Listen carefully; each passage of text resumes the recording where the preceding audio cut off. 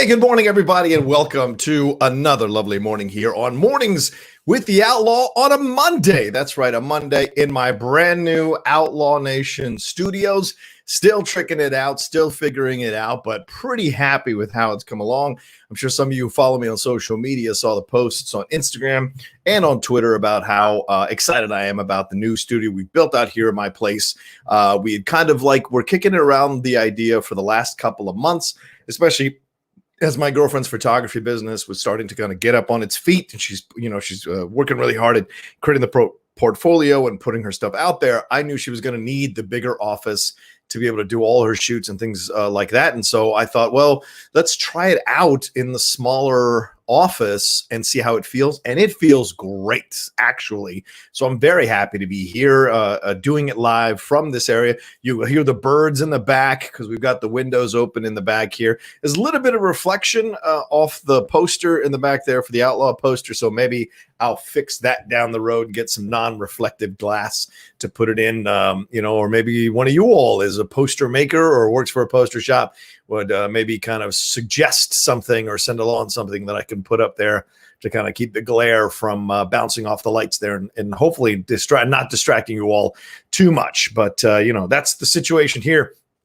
in the Outlaw Nation. Still working through also my coronavirus haircut there. We're still working through a little bit, but I'm actually happy that she was able to do the haircut for me because it was getting a little crazy. It was getting too big. And for me, when I start to get too bushy, it starts to feel like I protested the war in Vietnam. It starts to get way too hippie-ish, and it's not my jam at all. So I'm glad we're going to, all guns forward here. All guns blazing on a Monday morning on the Outlaw Nation here on Mornings with the Outlaw. How was your weekend? Were you safe? Were you healthy? Did you stay indoors? Did you take a little bit of a walk? Did you go see a movie, or not go see, but did you watch a movie or a TV show that you were hesitating about before, or you had been in your queue for quite some time? Did you finally give it a chance? I know I did. I saw Pawn Sacrifice yesterday, which is the Elijah Wood movie. Oh, sorry, Tobey Maguire movie. I get those two mixed up all the time. But the Tobey Maguire movie where he plays Bobby Fischer.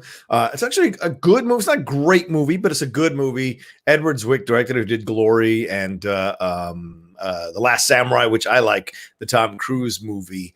So that had some fun doing that yesterday. I really enjoyed it. Then I watched Tigers Are Not Afraid last night. And I did that in anticipation of the interview I'm going to have later on today with Issa Lopez.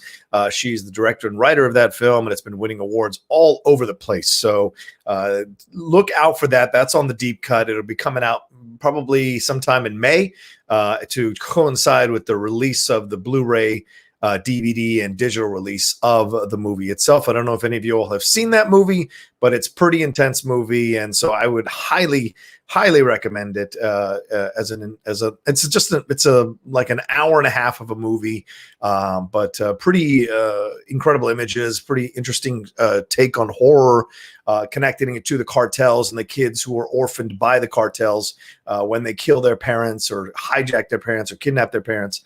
And what becomes of those kids and the horrors that they'll experience, not just in the streets, but the supernatural horror of how they're trying to deal with the real horror that's going on in their world, things like that. Pretty cool stuff. Also, don't forget later on today, that's right, Game Time. We're going to talk about me, Winston Marshall, and Jay Washington, talking about the NFL draft, talking about the winners and losers, talking about so much that happened over the weekend in sports, and revisiting all of that and having a little fun. Of course, reviewing the episodes 3 and 4 of The Last Dance from last night, the Chicago Bulls documentary that will be happening at 2 p.m. Pacific time today. So don't forget that, live 2 p.m. Pacific time today. Get your questions ready. Also, I'll be hosting SCN Live. So that's why we started a little bit early on Mornings with the Outlaw. I will be hosting SCN Live at 10 a.m. this morning. So make sure you head on over to SCN Live at 10 a.m. Me, Kate, Brett Sheridan, RB3, and Ben Goddard. The Monday gang reunited again. Going to have a little fun remotely. So make sure you don't miss out on that. Oh, and one more thing, and that is The Jedi Way. Finally, this week, The Jedi Way debuts here on the Outlaw Nation Network. It'll be on Thursday. And like I said, these are pre-produced shows, so they won't be live, but they'll be just about half an hour, maybe 35 minutes, something like that, on a concept or a theory or whatever it is going on currently in the week or whatever I'm in the mood to talk about and explore with Star Wars. Now, just because it's pre-produced doesn't mean or not live doesn't mean I can't have guests. I might occasionally have a guest where I talk with them for about 10 minutes about something and then kind of like, weave that into the overall construction of the show. So that is coming up, the Star Wars show. And maybe I should wait to launch it on May 4th. Maybe that's what I should do. Wait another week itself and launch it on May 4th. Wouldn't that be funny to go to take advantage of that situation? And real quick, it just broke, I think this morning or last night.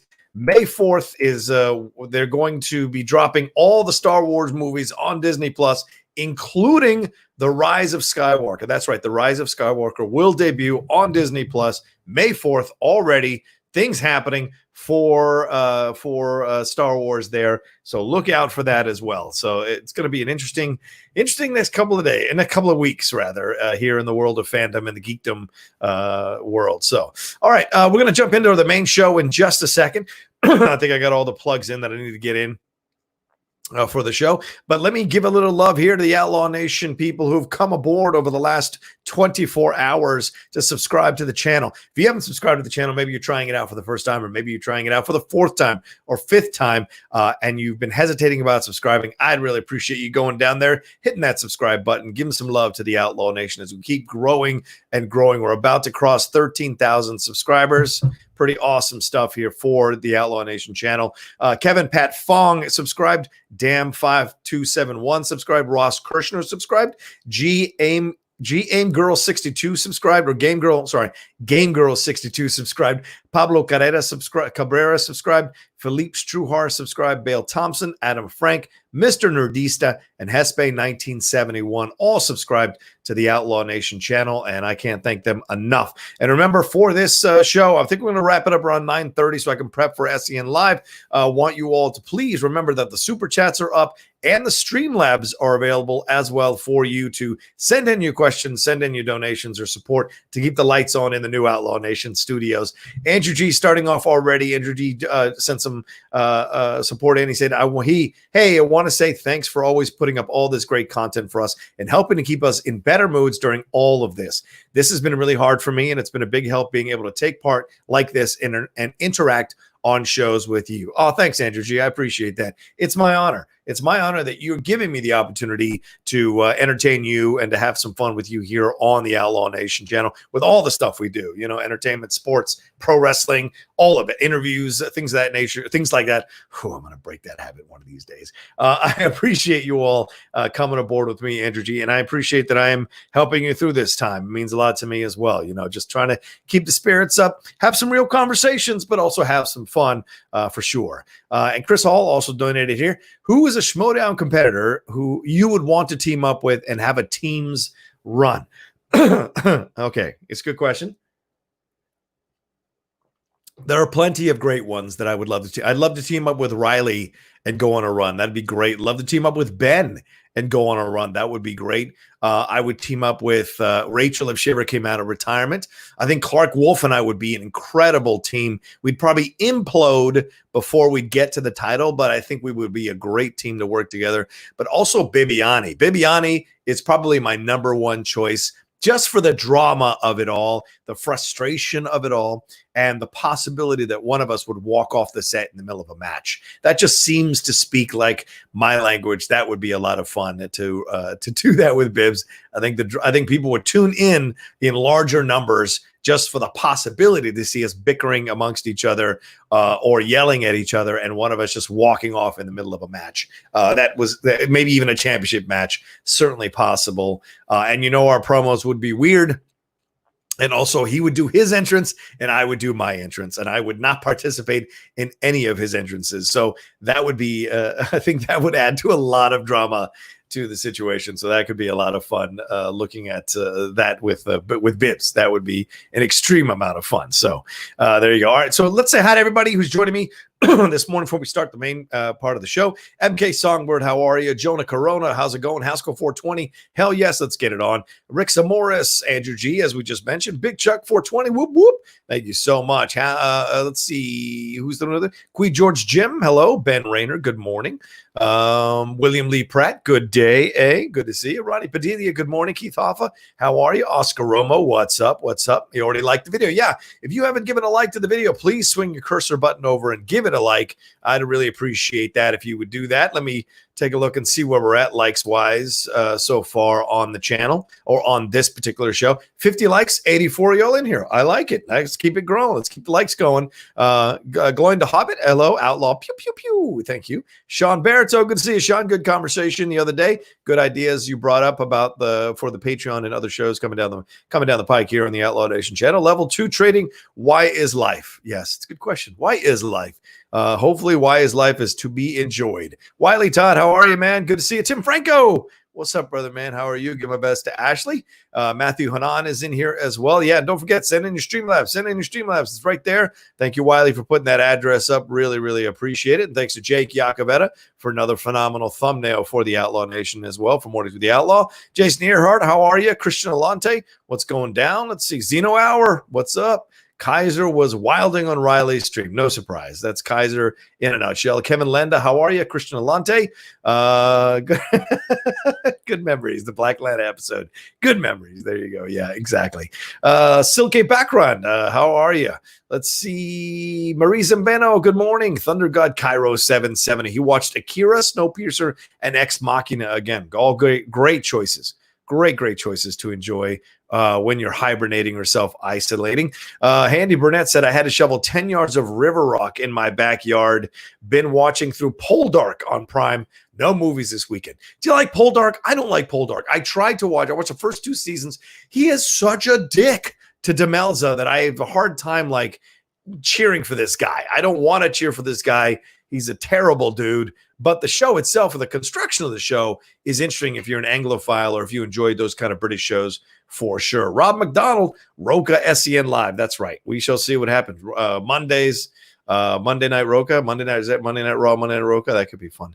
Let's see. Matthew Hanan, I already said hi to you. Nathan Etienne, good to see you. How are you? Jonathan Charles, hello. Adrian Bailey, how are you? Chris Hall, good to see you again. PLD, what's going on, Paul? Thank you so much for joining me. Denuzio, you are the best, my man. Let's see. I don't want to miss anybody who said hi or is rolling in with me today. I think that's Corey Cameron. What's going on? Matt Marceau. Hello. Garf SD. Hello. Pappy M. How are your hair? Looks good. Well, it's doing all right. Your girlfriend? Well, I didn't cut her hair. No, there's no way I would cut my girlfriend's hair. She would never let me do that. Yeah, it's great to be here in the morning. Finally. Is Paul talking to Jake? Thank you so much. Real talk with Silos. Real talk with Silos. Anthony Lopez, how are you, my man? I'm super looking forward to hearing more of your thoughts on the Criterion Collection. I've been an avid collector since the Laserdisc days. Oh, it's good to know. Yeah, that show is coming on the Patreon.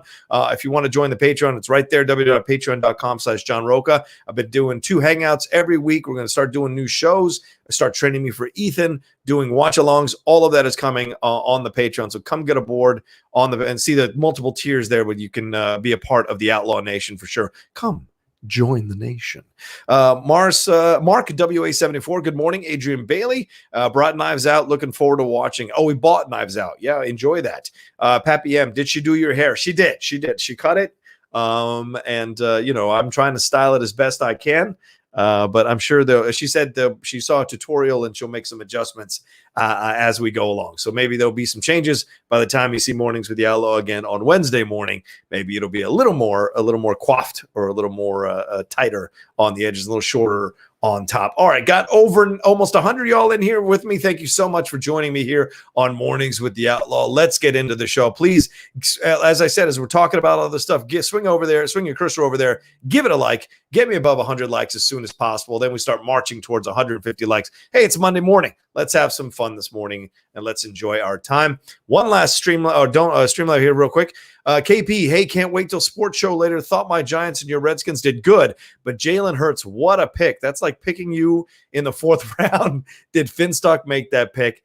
And then he laughs. All right, thank you, KP. Appreciate that donation. And it's very funny. And yes, we will be talking about all of that on Game Time later on at 2 p.m. PT. But this is Mornings with the Outlaw. So let's get into our first subject here on Mornings with the Outlaw. And I got to start with the AMC stuff, because that is an interesting thing that kind of has been breaking over the last few days. And people have been looking at wanting to go back to the movie theater. Certainly, they're excited to go back. They want to go back. Certainly, the president and his administration rolled out these plans and these ideas that they're going to want. They making states. There's a number of states that are led by Republican governors. They are giving the businesses the okay to, open their businesses as they see fit, with, of course, all the safety precautions for the coronavirus, and making sure people are wearing their masks and people keeping social distancing, all of that. Not that that was happening in Newport Beach, California. If you go to Ben Goddard's Twitter stream, you can see all the pictures of these Californians laying around, all huddled near each other on the beach, driving me insane. Yesterday, somebody was having a birthday party. 30 people outside in front of the apartment building drove me insane. Almost went off, almost called the cops, just drove me, because these are the people that are going to spread it to other people. That's the situation. But some people don't get it. They just still won't get it in their heads about what they need to do. Seeing all those pictures of all these people like trying to be tough and walking out there and thinking that it's nothing, and then they get it. Like the 21-year-old girl last week in the New York Post from Kentucky, who crowed about the fact that she thought it was stupid, it wasn't happening, it wasn't real, and guess what? She got it. So those are those things that I hope we can avoid. And this idea of rushing in to open these businesses, I think, is dangerous. And I know, look, I get it. People are out of their jobs. People are, struggling with unemployment. I totally get it. But, death is another option here, and you don't want to have that on the plate. That being said, the president's administration, they want to start opening these businesses, and theaters is the second stage of the rollout, I think, on the openings. So because people need distraction, people want to go to movie theaters, people love escaping into movies, going to them, getting food, sitting down, taking a break from their family, taking a break from everything in the theater, and enjoying themselves. So I totally get why you'd want the movie theaters to be open. I certainly miss going to a movie theater and seeing a movie as well. But this is what they're saying. AMC issued a statement about it. It said on Friday that it will not reopen its 630 plus U.S. Locations until there is new Hollywood product that is going to roll out. And that right now, from a number of sites, estimate it will not happen until July, when Christopher Nolan's Tenet and Disney's Mulan come out on July 17th with Tenet, July 24th for Mulan. And they issued a statement on behalf of AMC. Let me bring that up for you real quick as we make the switch right there. He said, as we plan our reopening, the health and safety of our guests and associates is our absolute highest priority. To be able to open, we also need a line of sight into a regular schedule of new theatrical blockbusters that get people truly excited about returning to their favorite movie theaters. Those blockbusters are scheduled to return this summer, beginning with Warner Brothers' Tenet and Disney's Mulan, with many more major titles scheduled immediately thereafter. Wow, we expect to open our theaters in the weeks ahead of these new blockbusters, utilizing creative programming of immensely popular previously released films. We would be wise to do so only directly in advance of the release of major new movie titles. AMC is currently working through every detail required to successfully showcase these exciting new releases in an environment that's safe and welcoming for moviegoers, and we will share those details as we get closer to the dates when our theaters will reopen. So a good statement, a strong statement, certainly a business smart statement, because what you want to do in that moment or in this situation is make sure that everyone feels safe. You're doing the right thing. You're making sure people have separation. I don't know how you do that with a family of five. I don't know how a family of five walks into a movie theater and is seated 6 feet from each other I don't know how that works. Of course, families are going to want to be seated next to each other, but they could spread it. You want to sit as far away from those families as possible. So I don't know how that's going to work. I don't know how they're going to set it up. And are they going to sell only half the tickets for a movie and then consider it sold out so that people have the social distancing options if they want to in a movie theater? What do you do about the jerk who comes and sits next to you or one seat away from you that's not 6 feet because that jerk really wants to sit in that seat? What about that? What do you do with that person? I don't know. So those are things that they're going to have to work out here as they make this decision to move forward. But of course, business-wise, this makes sense. They want to wait until they have product in the movie theater that they can promote that's going to make a lot of money, because you don't want to come back with a small film and then, because you can't really crow about it. But if Tenet comes out and it's a blockbuster, or Mulan comes out and it's a blockbuster, then the movie theaters, make the most amount of money that they can in that situation, have as many screenings of it as possible, but also can crow about it or be mentioned in the articles about how big of a blockbuster, how big these films opened. And we'll see. A lot of people think that people will slowly come back to the movie theaters. Other people think that they'll come running back to the movie theaters to see these movies and to escape for a little bit and kind of feel like they're back to normal again in America or in their lives. I understand that. I started out thinking people would run back. Then I moved over to this idea that people might slowly come back. And now in my head, I don't know what's going to happen. I can't predict people anymore really that well. And so you just kind of don't know how people are going to react depending on the movie. I think Mulan has more of a possibility of having a mass attendance versus Tenet. I know people like Christopher Nolan's films, but I don't know if Tenet is one of these ones that really kind of feels like one of these blockbuster type films necessarily. I think it's more of a smaller type blockbuster vibe to it. So maybe that's the one to start off with, since it does come out before Mulan. Maybe that's a smart one in retrospect to start out with, because then the numbers will be decent or great, or if they're better than expected, then it does feel like people do want to come back to the movie theater. But the second a few cases start popping up of people contracting this coronavirus because they went to a movie theater and somebody was asymptomatic, or somebody has it and didn't care, it just went anyway, because Lord knows human beings will sometimes just do whatever they want to do because of, however they look at the world, and they could spread their disease. I mean, what do you do if someone is sneezing a lot in the theater or coughing a lot in the theater? Do you just walk out, get your money refunded? What do you do? Those are those situations that we're going to have to kind of navigate as they each pop up. But I guarantee you, as soon as a few cases pop up related to going to the movie theater, they're going to shut it all down all over again. That's what my fear is when you rush it back, that people are going to get hurt, people are going to get people are going to have issues, or people are going to get they might contract the coronavirus. And then what's that result going to be for the studios and the movie theaters and movie goers? We're going to miss out on that experience. Because some of these movie theaters will start closing now. There's a number of, Barry Diller of all people was on one of these shows over the weekend talking about the economics of this, and he predicted a lot of bankruptcies because these businesses don't have revenue. So AMC, if I've got the numbers right, they had to borrow $500 million. Yeah, here it is. AMC has been hit particularly hard because of its debt load leading into the pandemic. Earlier this month, AMC announced a $500 million debt offering in a move designed to avert having to file for Chapter 11 bankruptcy. And this morning, Wall Street analyst Eric Wold of B. Riley FBR upgraded the company's stock from sell to neutral, saying he was, quote, increasingly confident the company can avoid bankruptcy during the shutdown. I'm sure a lot of people who are excited about that possibility that AMC could continue. 150,000 workers for AMC have been laid off or furloughed, while some of AMC's all of AMC's corporate staff, including its CEO, Adam Aron, have been furloughed on a staggered basis. So almost all of the 5,500 AMC movie theaters have been shuttered since March 20th here in the States. There are drive-ins that are open. People have been going to drive-ins. I think there's a drive-in in California. I've seen some friends of mine post on Twitter that they've gone to see movies at a drive-in over the last few weeks. So that's still somewhat of an option. I mean, what's old is new again. That's always been the truth and the maximum of life.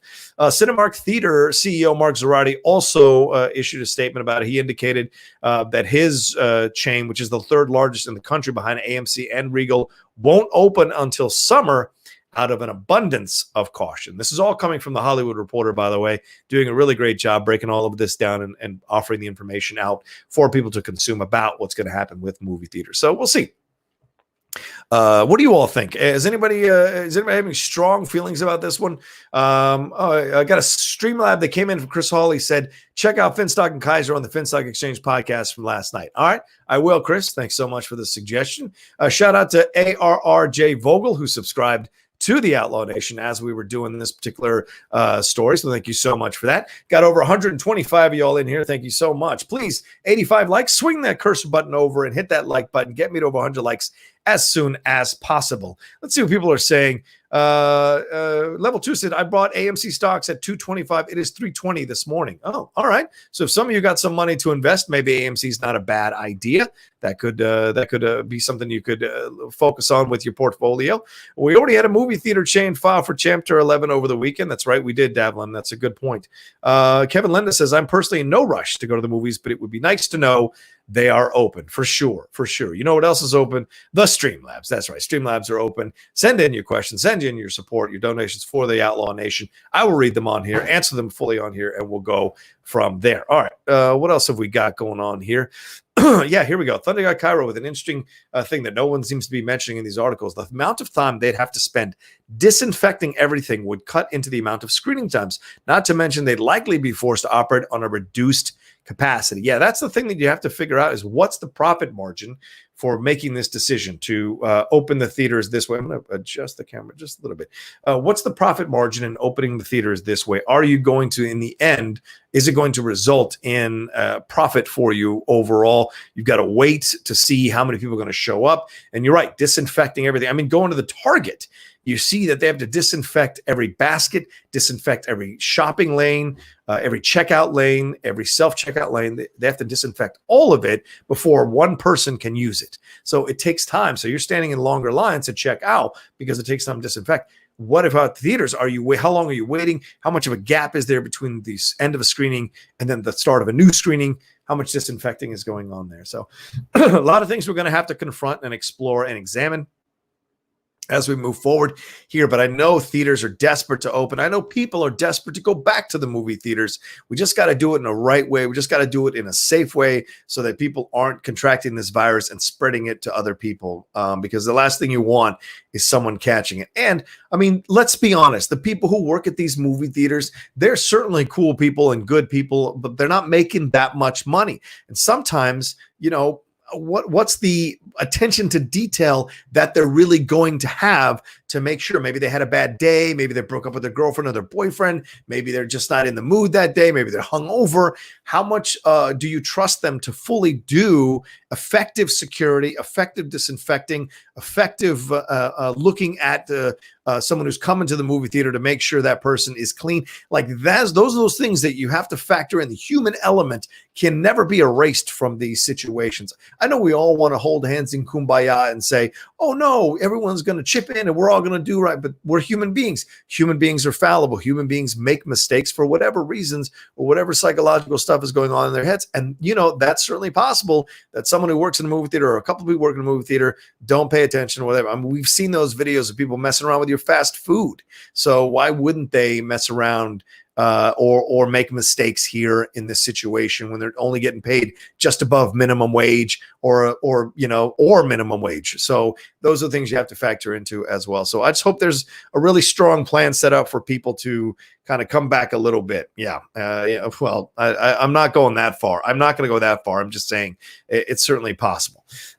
Yeah, and this is great. If they do open up, those workers should definitely receive hazard pay. Yeah, that's a very much a point of that I want to say is that I think if you're going to open up these theaters, then they have to. I mean, the government's giving out all this money to all these businesses to stay alive, and if you're going to take on $500 million worth of debt, you better pass that on to your workers, so your workers are paid a little higher to pay more attention. That's how it works. You know, you pay them a little better because it's hazard pay. They will pay more attention, make sure stuff's disinfected, make sure people are, you know, adhering to the rules, coming in with masks, coming in with gloves.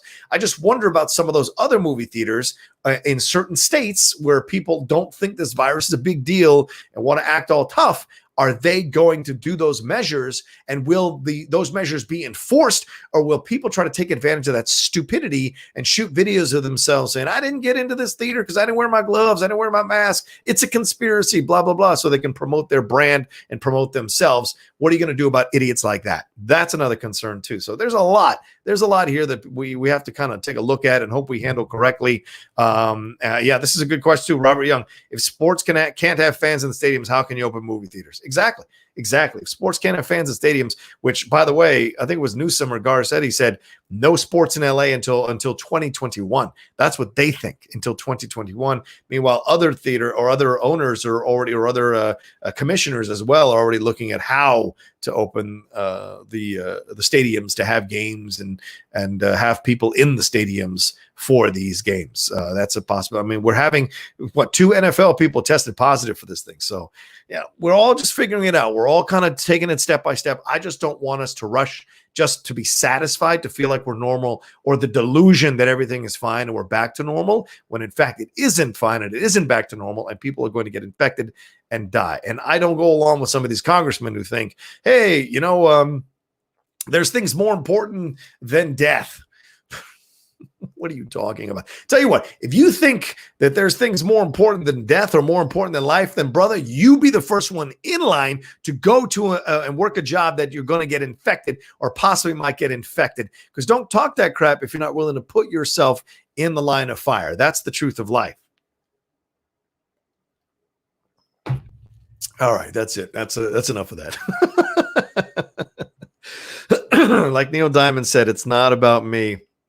It's not about you. It's all about we. Yeah, right. If you haven't seen Neil Diamond do his parody of Sweet Caroline on his YouTube channel, you need to. It's some of the funniest stuff. We adjust the lyrics. Not touching me, not touching you. It's very, very funny. So there we go. All right. I got 157 of you all in here. Thank you so much for joining me on Mornings with the Outlaw. Please swing that cursor button over. Still trying to climb over 100 likes at 92 likes right now. Please get me over 100 as soon as possible. And we'll, kind of start marching towards 150 before the end of the show. And don't forget, 10 o'clock this morning, I will be hosting SCN Live over there with the crew. Got Ben Goddard, RB3, Kate Mulligan, and Brett Sheridan, a.k.a. Zaflirt and Flaus. This will be my first experience with Zaflirt and Flaus, possibly on the show. So this is going to be a lot of fun for sure. So, all right, let's move on to our second conversation. This is going to be a lot of fun.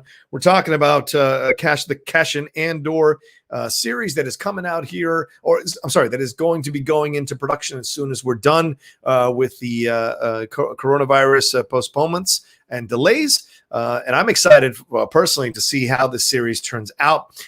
Diego Luna, of course, reprising the role of Cassian Andor. Hey, there are Latinos in science fiction. Finally, once and for all, Oscar Isaac, Diego Luna, keep them coming. Let's have more and more. I know we had Jimmy Smits way back in the prequel days, but let me tell you something. Latinos are coming into the future, whether you like it or not. So I'm glad to see us starting to pop up in sci-fi, because you can go back and go through all the big sci-fi movies, all the big sci-fi franchises. Not a lot of Latinos in that. And don't give me that actress who played, was it Sanchez in Aliens? She's not Latina. She played an Irish person in freaking Titanic and was the mom of Edward Furlong in Terminator 2. So not Latina. Let's just put that on the table. We need Latinos more and more in this kind of stuff. So I'm excited for Cassian Andor and the series, especially on the heels of how well they did The Mandalorian with Favreau and Filoni involved, and the excitement of Mandalorian season 2 coming out later on this year in October. And of course,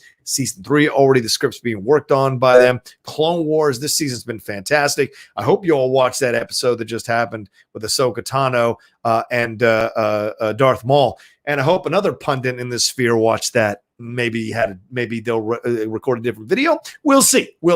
Anyway, Diego Luna is reprising the role for the series, which is set 5 years before the events of the 2016 movie. Let's see here. Let me bring myself back up real quick so I can keep talking about this. It was just announced that Genevieve O'Reilly and Denise Goff will be joining the cast of Cassian Andor. That's why we're talking about it today, because I'm excited, because Genevieve O'Reilly, of course, played Mon Mothma in Rogue One. And hey, if you're going to set this film 5 years before the events of Rogue One, or a little bit before the events of Rogue One, why not bring back people who are really good in Rogue One, like Genevieve O'Reilly in as Mon Mothma? I also like Denise Gough. I think she's a really strong Irish actress. A lot of people might have seen her in The Kid Who Would Be King. She played the mom of the king, or the kid who would be king, and give a really strong performance. She's let me see her resume. It's down here. She's best. She's let's see, what is it? Oh yeah. She's best known for her theater work. She's won an Olivier Award for her performance in a revival of Angels in America, and with Genevieve O'Reilly, she was in Tolkien, that J.R. Tolkien biopic, and also was in The Kid Who Would Be King. So this is exciting overall for me to see these two people involved in this production. Of course, it also means that they join Stellan Skarsgård, who was also announced in this. So that's exciting on so many levels as well. And what else I want to say about this? There's no start date for the production just yet, but having those two people involved is exciting. Now, the reason I also want to talk about this is that Tony Gilroy, and this is all coming from the Hollywood Reporter again, Tony Gilroy, who co-wrote Rogue One, is now show-running the series. Stephen Schiff has exited that post, so it is now Tony Gilroy, who is co-wrote Rogue One, who has been writing this series with his brother Dan Gilroy and Beau Willimon, who wrote on House of Cards. They are all involved in this as well.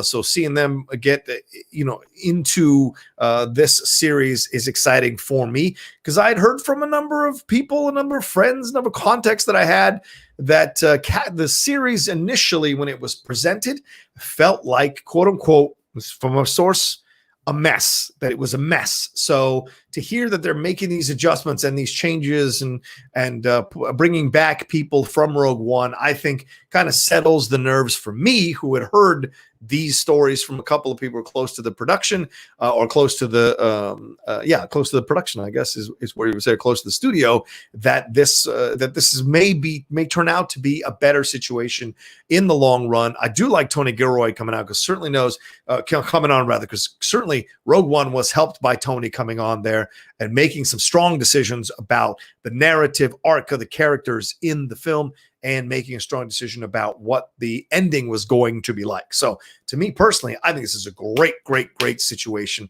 to happen here. I love Tony Gilroy coming in. He's going to bring an edge, a darkness to this Cassian Andor series that you need to have, because certainly Rogue One had a lot of darkness, not as much darkness as was teased from the first trailer. And maybe seeing the success of The Mandalorian and some of the darker episodes and instances of The Mandalorian will lead to Cassian Andor having a little more darkness to it that was reminiscent of that first trailer for Rogue One.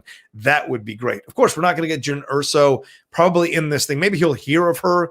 Maybe there'll be mentions of her. But certainly we might get some stuff with Forrest Whitaker's character. That could be fun as well, to see if kind of younger versions, maybe kind of trying to chase that person, because I know he's trying to get an audience with him in Rogue One. So maybe as he's leading his own, Saw Gerrera is leading his own rebellion on one side, you've got Cassian Andor doing his thing and occasionally running into the people who are connected to Saw Gerrera. That could be a fun thing too as well. And KTSO, of course, coming back with Alan Tudyk voicing him. Alan Tudyk such a great job doing the voiceover work there for K2SO. That'll be fun to see their connection, how they got together. Essentially, it's the Han Chewie thing, isn't it? It's another version of the Han Chewie thing with those two guys coming together. Yes, it's an android and whatever, but it's still, kind of a smart talking android, kind of has his own opinions. And certainly that's how Chewie was. And Cassian kind of radiates that young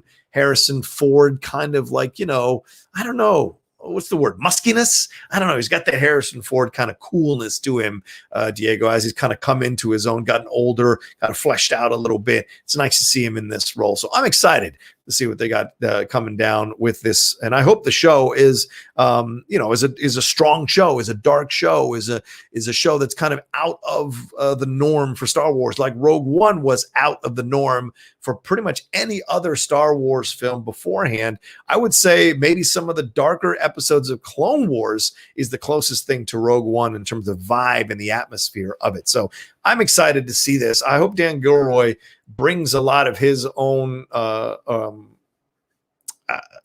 what he would say, mentality, approach. I'm sorry, Tony Gilroy brings his own mentality and approach and grittiness to this show, and we get a good show. Because we got the Kenobi series coming as well. So if The Mandalorian was a nice blueprint, I hope every show afterwards kind of follows that. And in a way they are, because right now the Cassian Andor series, Tony Gilroy is supposed to direct the pilot and maybe a second episode, but the Disney Plus, or the Disney's goal here on Disney Plus is to have a stable of directors directing the different episodes. So you have an overall narrative, overall arc that you want for all your characters, but different directors will step in to direct those episodes. So I like that idea. I'm excited about that. All right, let's see if we got any Streamlabs or Super Chats that have rolled in here since I've been talking. Let's see. Wiley said, Rocha, thoughts on South by Southwest releases on Amazon? Looked at the first day of releases and there is nothing. Do you think it will improve? Well, yeah, Wiley, I'm not surprised that it wasn't one of some of the bigger titles.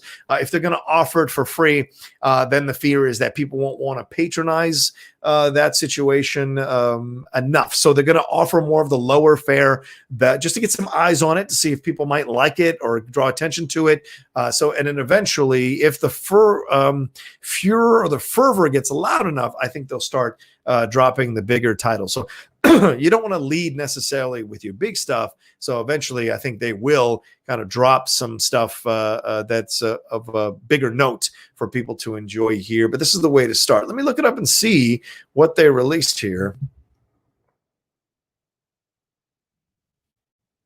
Let's see. This is 6 days ago, 6 hours ago.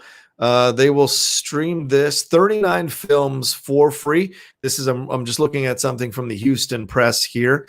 39 films. Let's see. Does it say? See, okay. They announced a plan to host panel discussions and Q&As virtually throughout the online screening dates. Some participating films, which also were awarded grand jury prizes, are the documentary feature My Darling Vivian and the documentary short No Crying at the Dinner Table. So they're releasing 2 documentaries that won prizes there, Wiley. So maybe you might not have an interest in it, but these are not nothing. That's for sure. My Darling Vivian delves into the life of the often misrepresented Vivian Libero, the first wife of Johnny Cash, and features rare footage of the couple and their 4 daughters, including singer-songwriter Rosanne Cash. Also, the narrative feature film Le Choc du Futur, The Shock of the Future, tells the story of Anna, a female musician pushing the boundaries of electronic music in France in the 70s. The documentary I'm Gonna Make You Love Me is the life story of New York's Brian Belovich, who gained fame in the 1980s performing as a trans woman named Tish. Belovich authored a book titled Transfigured, where he described his journey through becoming a woman and then returning to his previous identity as a man. There's another art-centered documentary called Hiplet, Because We Can, a film showcasing the immense talent and diversity faced by Black male and female dancers in the industry and the modern changes they have made to classical ballet. That sounds damn interesting. It's unclear what will become of all the films that did not participate in the Amazon Prime screening. At least for now, everyone at home can be involved.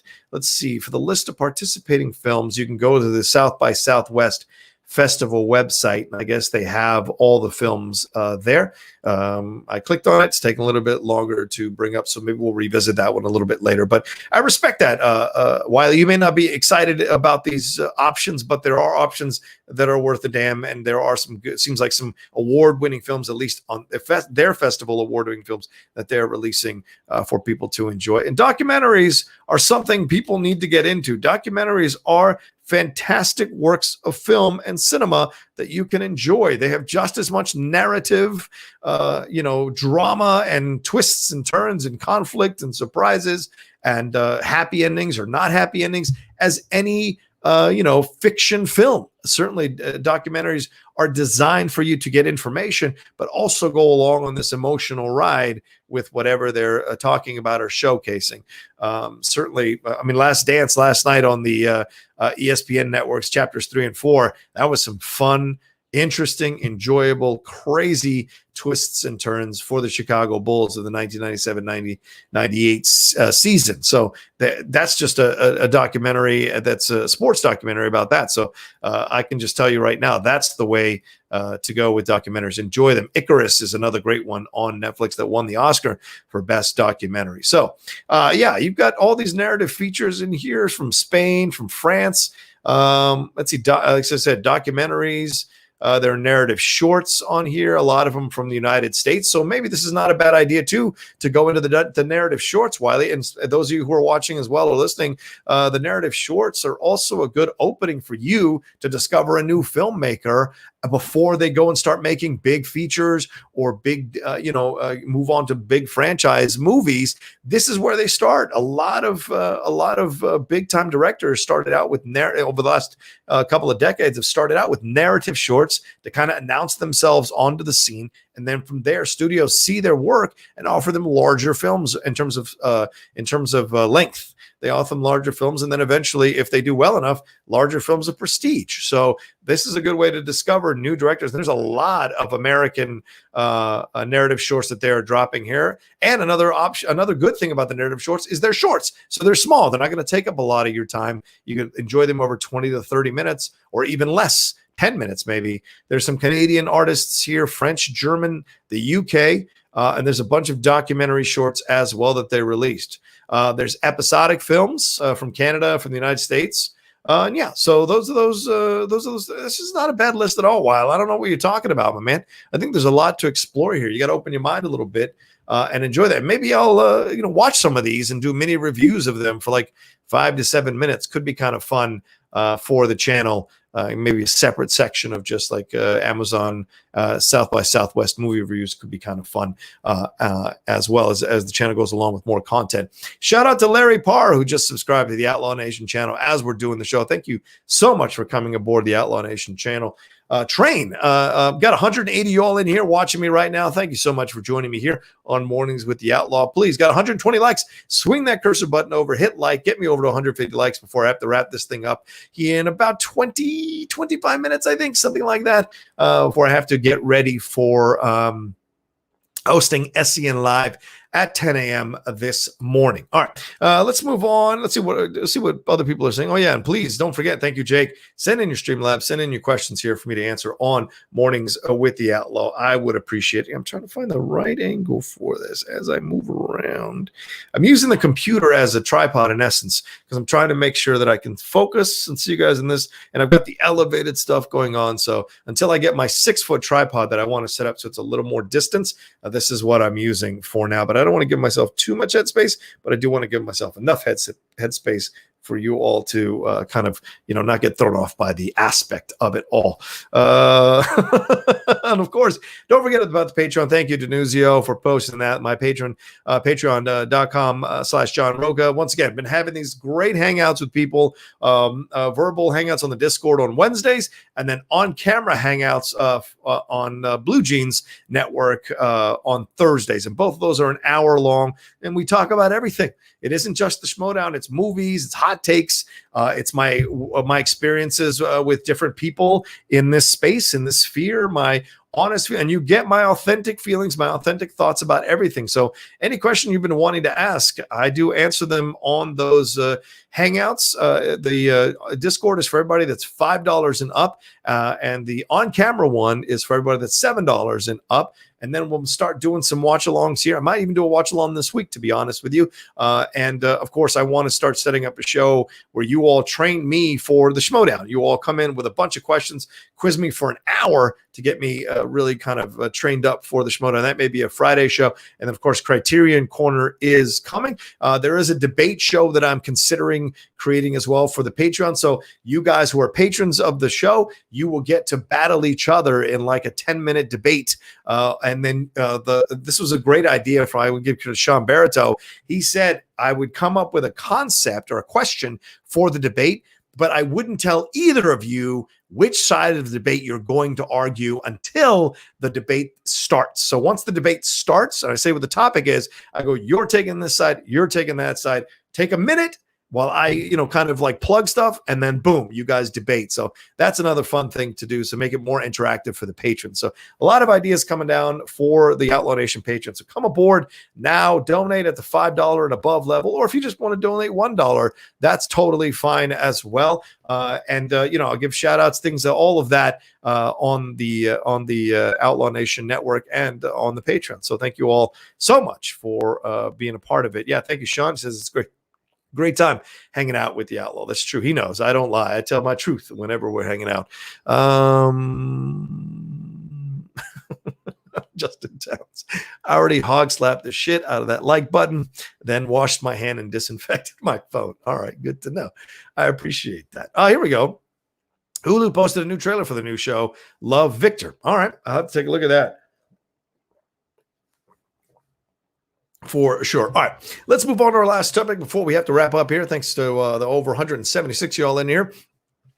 125 likes. Let's get to 150 before I have to wrap this thing up. All right, it has been a year since one of the most incredible films that I think any of us have ever seen, and that is Avengers Endgame, right? A lot of these Twitter watch-alongs have been happening for a number of these Marvel films. James Gunn just did Guardians of the Galaxy Volume 2, I believe, where Chris Pratt revealed that he got knocked unconscious during a fight with Ego, during that fight with Ego at the end of the movie, when he fell 15 feet and landed on his face or the side of his face and was knocked unconscious. James Gunn didn't remember about it until Chris Pratt reminded him on Twitter.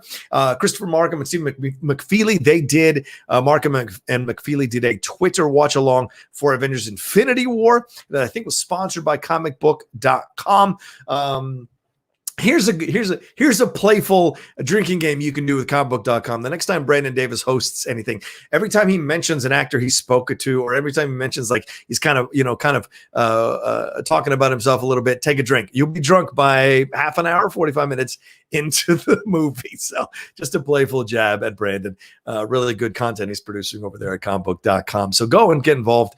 Go and watch that Twitter, or go and follow that Twitter watch along. Marcus and McFeely had a lot to say about their experiences on Infinity War. And yes, there was a shot at Scorsese because they called their film cinema, and it was a shot. And I think they have a right to take that shot. But there were a lot of celebrations for the 1-year anniversary of Avengers Endgame happening. Certainly Adam Plavak and the Rose from the Finstock Exchange, they were talking about themselves watching Avengers Endgame as well over the weekend. So that's a joy to see them experiencing it all over again. I certainly watched a bunch of clips from the movie over the weekend. Also, people are posting like the opening night reaction. So there is a 3-hour or 2-hour 45-minute video of the entire opening night reaction as a commentary track. So you could watch Avengers Endgame and listen as if you're sitting in the movie theater with other people as they're reacting to everything.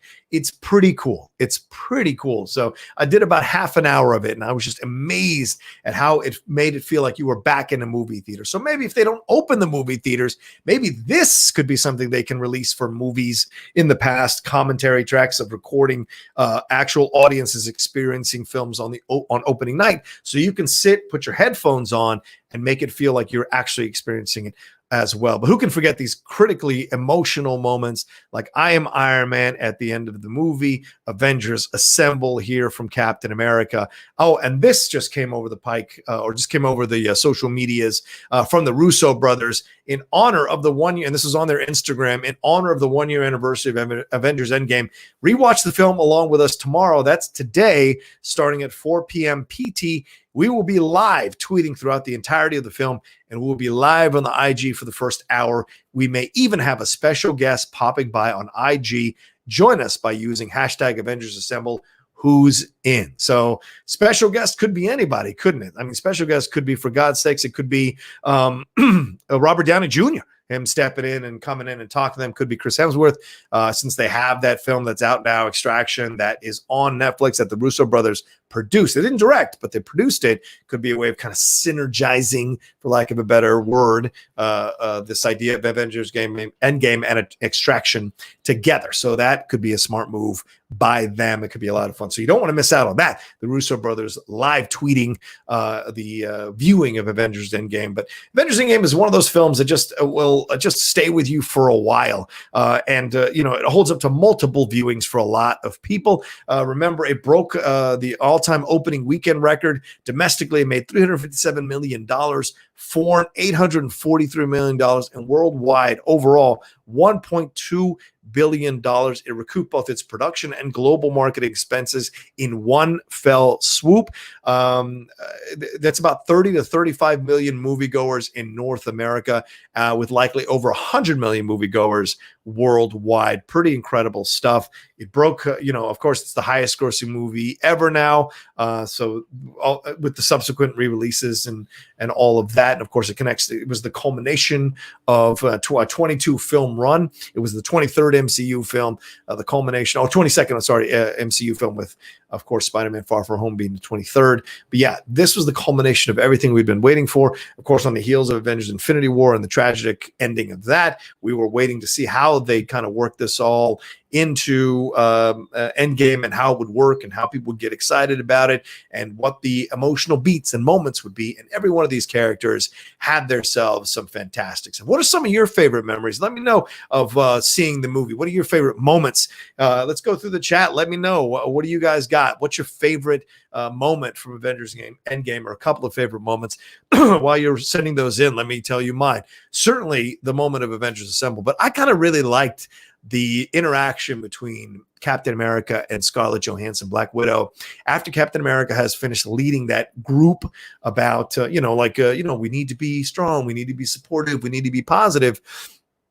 But then when he comes home to talk to Black Widow, or comes to the Avengers headquarters to talk to Black Widow, what he's talking about is not what he just told all of them to do. Because sometimes when you're leading a group, you're trying to make them feel better about themselves, but you still have to come home and deal with your own, because you're a human being. So you got to deal with that. And then their interaction between each other and the pain they feel about the fact that they couldn't save all these people from being killed by Thanos in that snap. It's so powerful. It's so potent, almost like survivor's guilt, right? To throw that into a superhero movie, whenever people try to bash this genre or don't understand the human stories that are being told in this genre, I always get so upset because you don't understand. You haven't watched them. You haven't connected to these characters. You don't know the history of these characters and what they've gone through. Yes, they're superheroes, or they're wearing, costumes or outfits, or even if you want to joke about them, spandex, but they're living human stuff. They're enduring human things, the death of loved ones, the death of friends, the death of teammates. They're enduring that, the loss of relationships. They're enduring that. Their lives almost ending themselves. They're enduring all of that in service of trying to save the world, or trying to save their little plot of land. Things all throughout these movies. There are many instances of actual real emotional moments throughout, and the Endgame has them in spades. Danny Fernandez, friend of the show, and hopefully I will having her on the Outlaw Nation show at some point in the future.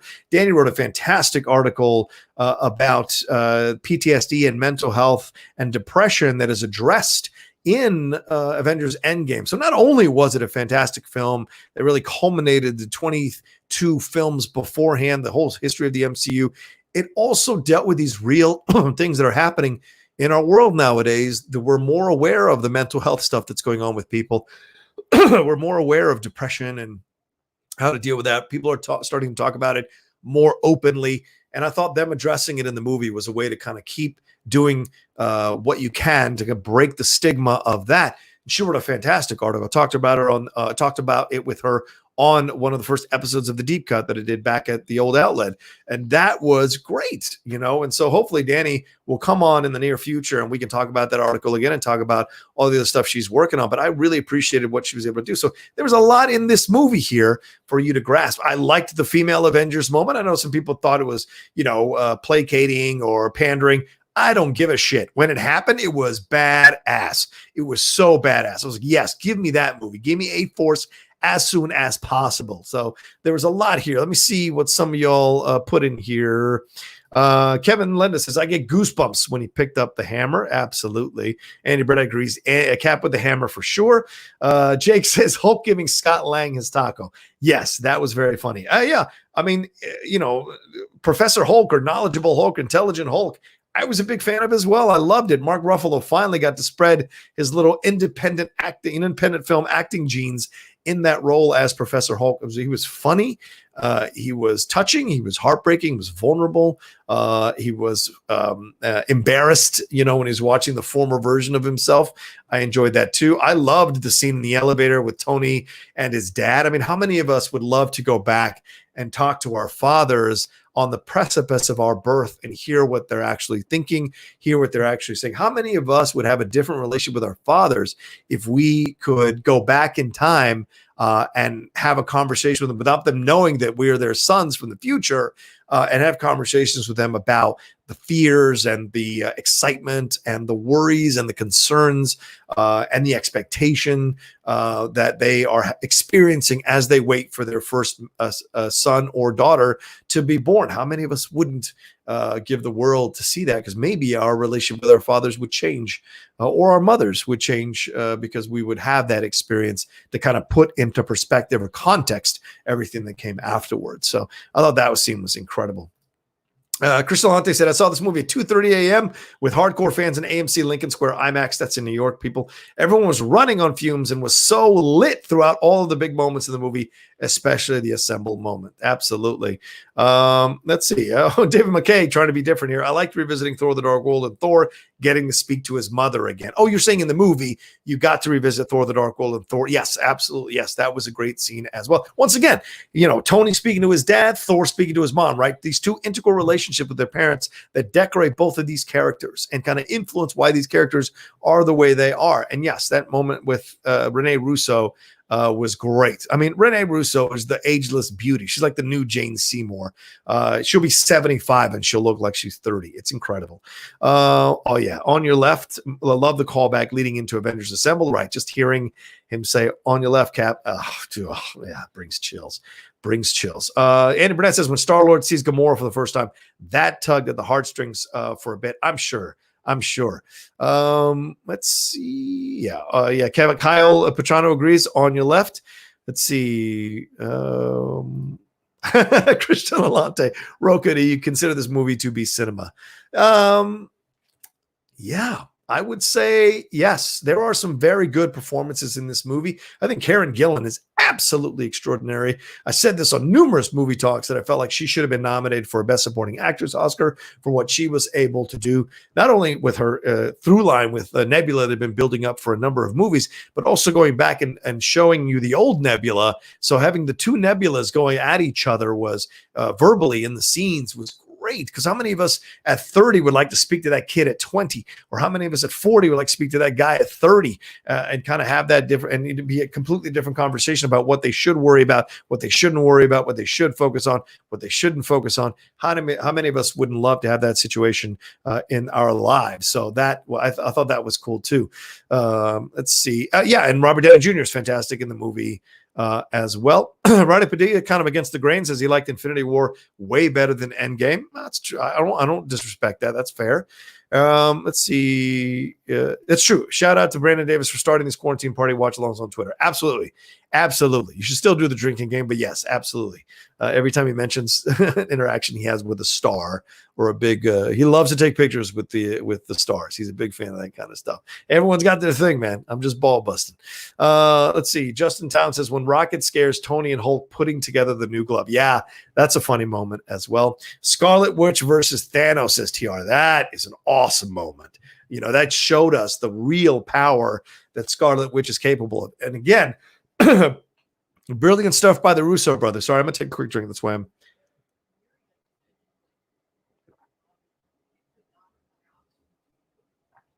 Brilliant stuff by the Russo brothers to do that, because They lay the groundwork for Scarlet Witch, for WandaVision, for everything that's coming. Her power, her immense power, that may be the what creates these new characters coming in to the MCU. Or if we have a House of M situation, we can believe it because we saw her immense power in the battle with Thanos. So once again, brilliant stuff from the Russo brothers in that moment. Let's see. Let me see. So there was another one here. Sorry, I couldn't. I think I just missed it. Sometimes the mouse gets ahead of me here. Okay, Ben Wellington. Personally, the Frigg of Thor scene really got to me. Had similar conversations with my mom. Yeah, that's great. My dad passed away in 2008. And my mom and I have become so much more closer. Not that we weren't close before, but certainly my mom now is, as she nears, getting older and whatever, she is more open about things. Her counsel is so interesting now about the world. And so she's someone that I've grown to love even more than I did before. So I hear you, Ben, having those conversations with your mom, having her kind of like guide you through certain things in conversation is a great gift to have in life. The A4 scene, the Big Lebowski scene references, are my favorites, says Rick Samoris. I appreciate that. Ant-Man saying Back to the Future was bullshit was my funniest line, says Andy. Philip Butler says Renner sold the emotional weight of the movie in the first 4 minutes. Oh, yeah. That opening. By the way, people think I have the Renner haircut here. Oh, and of course, Ronin is right there. My Ronin right there from Avengers Endgame is right there next to my Cinephiles book. Maybe I move him a little more center. Yeah, there we go. A little more center there. I get OCD about certain things like that. But yeah, there's my Ronin on there. Let's see who else wants to weigh in on this. Kyle Petrano on your left, a callback to Winter Soldier, Russo's first movie leading to Avengers Assemble. Yeah, that's true. The Russo's first movie.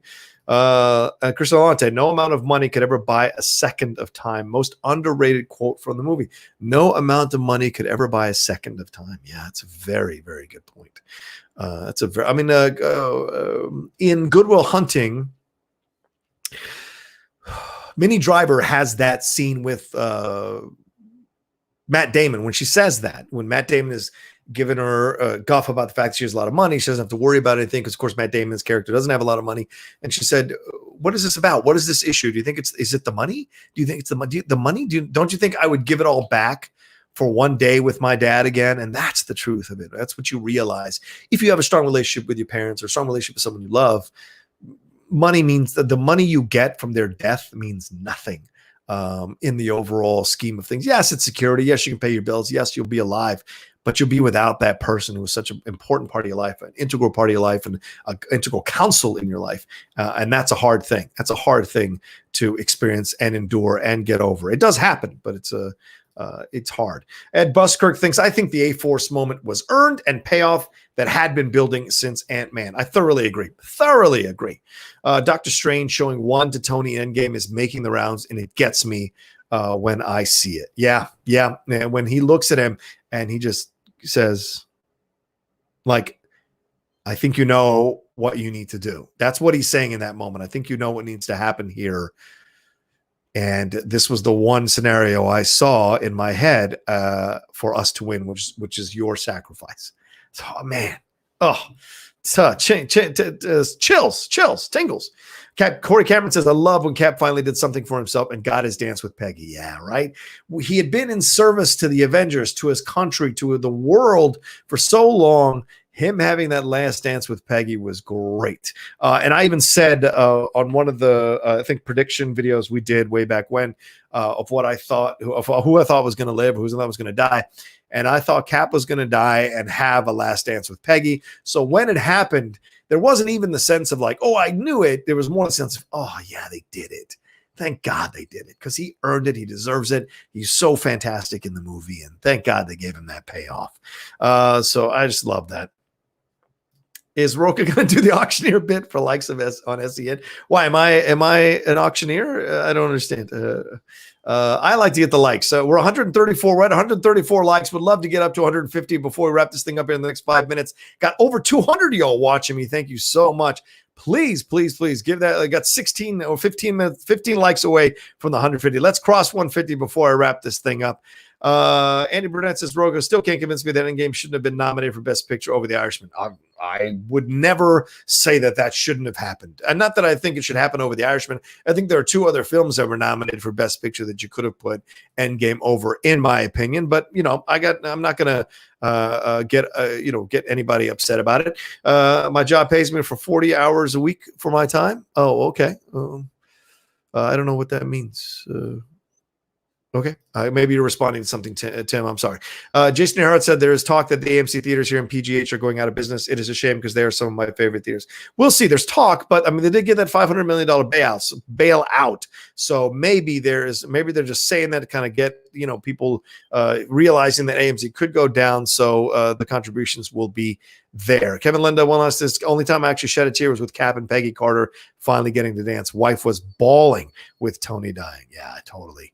I got emotional. I was watching it again this morning before I got on to the show, or before I started doing the show, and I got emotional sitting on the couch. If you've endured a loss, you know that it's a painful situation to revisit in any movie when it's done well. When the Flirtenflaus, there it is, snapped his fingers and said, I'm a Flirtenflaus. There you go. All right. Had to have one on here today, didn't I? Had to have one. Big Chuck says, On Your Left still gives me chills when I watch. Absolutely. Cal Petrano says the Ronin scene, hot damn, made Hawkeye look badass. Finally, yes. Okay. Yeah, I think those are some good ones, guys. I appreciate that. Oh, he was trolling that time quote. Oh, right. At least you admitted it. Just a dumb joke. Thank you, Tim. I appreciate it. Okay. All right, that's it. Let me wrap up. It's 9:27. I got to get ready for SCN Live. You guys have been incredible. I appreciate it. We're at 143 likes. Give me 7 more likes as I wrap this thing up. Please follow me down there on the social medias at The Rocha Says on Twitter and on Instagram. I'm trying to get that Instagram above 20,000. Trying to get that Twitter above 35,000. It opens doors as you climb higher and higher. And thank you all so much for joining me here on the Outlaw Nation. Please subscribe to the channel down below. Hit that subscribe button. Get me over 13,000 as we march towards 20,000 subscribers. It's been great to be doing the content for you all. Oh, I want to throw up one more thing. For those of you all who don't know, let me announce it real quick. Tomorrow, do I have it up here? Tomorrow's guest on the Outlaw Nation show is, boom, that's right, Scott Mance.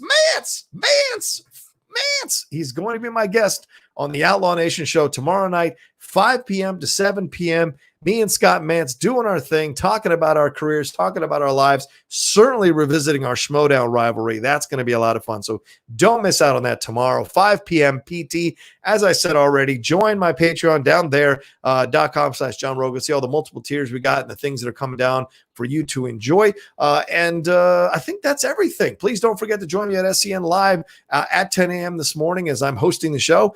First Monday in a while, so I've got to host the show. So it's going to be fun seeing the whole crew all back together again, at least remotely, and having a good time there. And of course, please, 2 p.m. PT today. Don't forget Game Time. Me, Winston Marshall, and Mr. Jay Washington talking about all the sports news. 2 p.m. PT. And of course, don't forget to be back with me tomorrow, Wednesday for a brand new episode of Mornings with the Outlaw. But don't forget, tomorrow night, you don't want to miss this, 5 p.m. PT, me and Scott Mance doing our thing. Me and the Mance Man, Movie Mance, doing our thing. It's going to be a blast. Oh, and for those of you who missed it, Dan Murrow was on last week, so you can watch that episode. It is up now. It's over, I think, over 10,000 views. It's the biggest episode I've done of the Outlaw Nation show. So thank you to Big Dan for being on the show with me. Go and watch that one. That is up there. Or if you want, you can listen to it on the Outlaw Nation Podcast Network. That's my last plug. Don't forget, the Outlaw Nation Podcast Network is up and there for your listening pleasure. Every single show we do here on the Outlaw Nation Network, except for Geek Buddies, is on the Outlaw Nation Podcast Network. That's because Geek Buddy already has their own podcast feed. But every other show we do, I take the audio off the show, put it straight up there for you all to enjoy. Just did a strong style episode over the weekend with me and Aaron Turner live. You should definitely go and listen to that. We talked about Dino Bravo and all that stuff.